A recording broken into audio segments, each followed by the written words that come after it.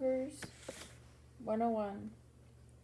It is now 3 o'clock in the morning, and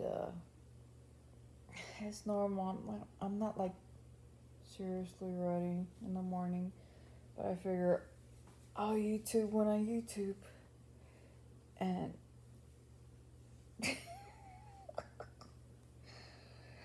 well, I have been gaining weight, and I'm feeling kind of bummed about it. I think it's because I'm stressed and I'm thinking way too much, even though I don't feel like I'm stressed, but apparently it's showing up on my face. I'm getting little marks and pimples and stuff. Yeah, I know. Don't pick it. I agree. Don't pick it. I wonder if you could hear me. It's always about the angle. Anyhow. What's going on in my life? Look at that. Nice and messy back there. Awesome. My mom moved up here where I live, and it's been quite an experience. And I call him my dad. He's my stepfather. Look at that. I really hate it when things are out of place.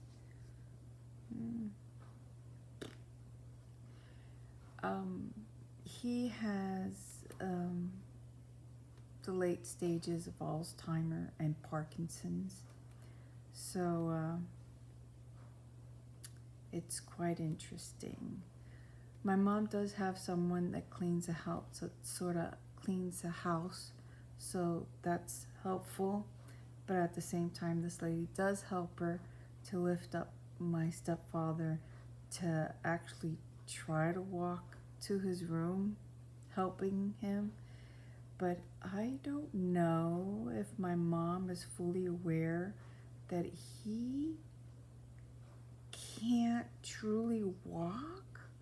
So it makes me question my mom.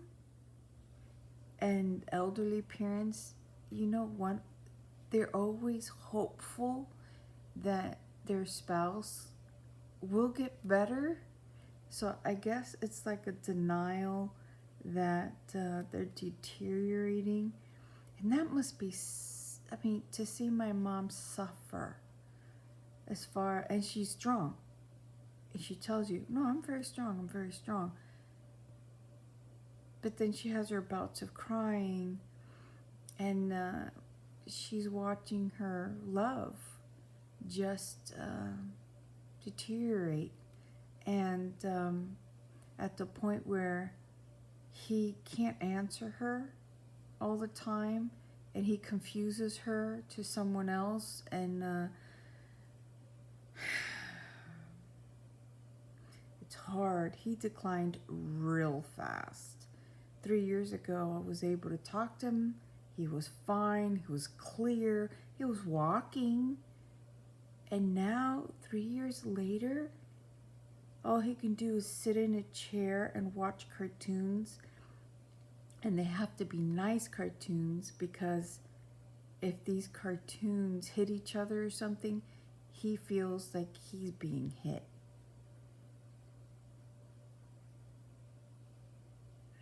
It never ceases to, fascinate me, but the fact that one day you see a person doing fine, and for me it feels like one day, as in the day I saw him walking, to the next day seeing him in the condition he is right now. My mom takes really good care of him, clearly, obviously, because she loves him, and that's her baby. But at the same time, you've slept next to your spouse all your 30 years. Actually, it's less than 30 years. It doesn't matter. And then all of a sudden you see yourself sleeping in separate beds because he's in a hospital bed. And there are moments of clarity for him where he sees her and says, I love you and I want to help you.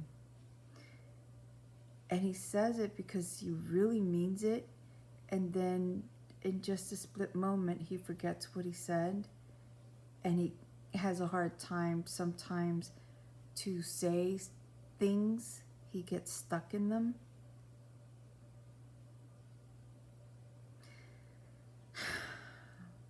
Are they there in their head? Or is their body's not functioning and their words aren't coming out, but in their brains, are they shouting out, I can hear you, I know what I want to tell you, I wish I could help you, but my body's not letting me and I can't say that correctly to you? I don't know. It says you could see it in their eyes. And then there are moments when you can see that they don't know you and they turn their heads away. I don't know how to explain it, but if you've been through that, it's very, like, somewhat depressing. And I see my mom, and I see my mom's hopes. You know, all he needs is therapy so he can walk. All he needs is therapy. And me, because I'm looking at it from the outside, I'm like, what he needs is a wheelchair so we can take him out, so he can get some sun.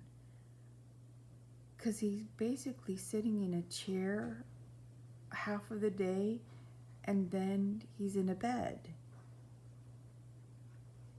And when he's walking, he looks like he's strong. There are moments when his knees give, and then you have to hold him back up. Having elderly parents. Everybody's different. Everyone's situation is different. And my mom's very paranoid about everybody. Rightly so. And her mood swings as far as what her demeanor or her ego or her stubbornness, her pride. It's because she is pretty much losing someone that has helped her, you know, throughout their marriage, and has taken, you know, was the breadwinner, was the one that controlled, or not really control, but took care of all the finances and everything. And for my mom to all of a sudden have to do all of that, which she didn't pay too much attention. I mean, I'm the same way. If I go to the store, I'm only buying, I don't look at prices. That's my problem. I don't look at prices. I say, ooh, a scarf. I want a scarf, even though I don't get a scarf. But I just felt like saying it. Yeah. So that's what I've been going through. Thought I'd give you an update because I haven't come back to you, and I'm sorry. But I'm going through this very, I call it fascinating and interesting, because I'm always not analyzing people. I'm just literally, I think the word is fascinated at how we can change, how every situation and everyone is different, how they deal with it. And then in your own mind you say, I would deal with it this way, but I'm not in that situation, so I don't know how I would deal with it. All I know is that I feel like my job right now with my mom, I want to alleviate stress. And to me, to alleviate stress, because I used to be a CMA, is to help her with insurance, with aid at home, with making her happy, laughing,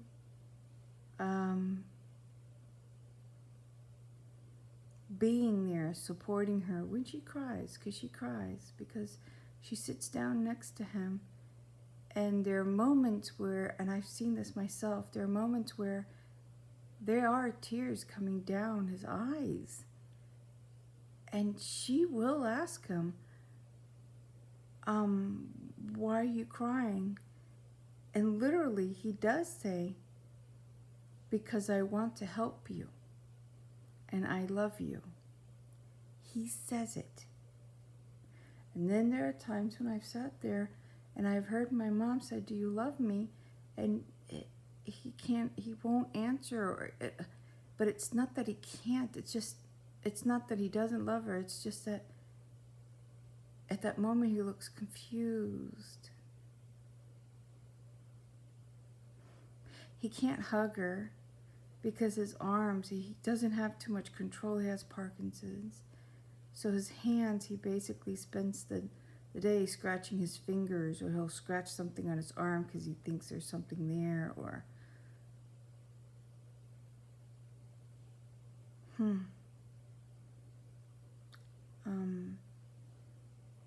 my backstory is I didn't have my mother with me when I was young. And I didn't have her while I was growing up at all. I was a latchkey kid. I was alone all the time. And so I didn't have the bond that maybe, we all say maybe if I would have had my mom there more, maybe I would have become a doctor or something, right? But I'm actually happy my life I've gone through a lot. I really have gone through a lot personally. But I think everything had to happen so that I could have the strength and the experience to know how to deal with what's going on right now. And even though I did not have my mother when I was young and growing up,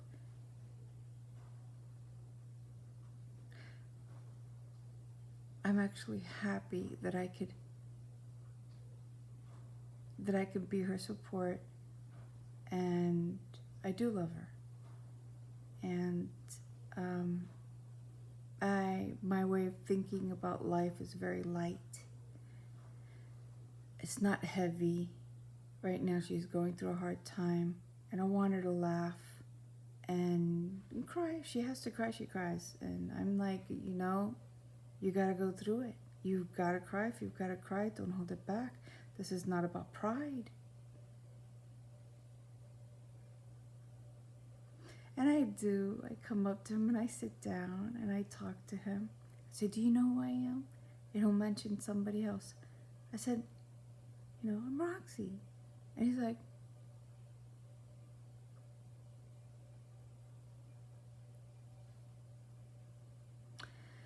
I don't know if there's anything sad about this. There are for my mom, but for me, it's, I've always been a humanitarian, so to help someone, I'm in my element. And everything happens for a reason. And I was in a very big, I was stuck. I was enclosed in my house. I wouldn't come out. Now I find that I need to try and help my mom and everything. I'm not gonna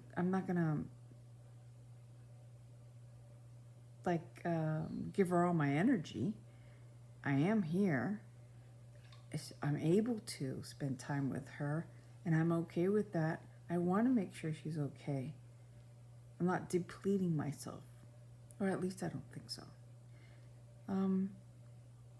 If any of you out there have gone through something like this, and if you see something in me that maybe I'm not seeing, or you could give me a little support, like, I don't know, just talk to me, let me know. What do you think? Do you think that what I'm going through and what I'm saying makes sense to you? And I guess it's support. And just letting you know I love you guys a lot, and I miss you, and this is what I'm going through. Love, love. Have a great day, a great week, a great month, and a beautiful year. And be safe. Love, love.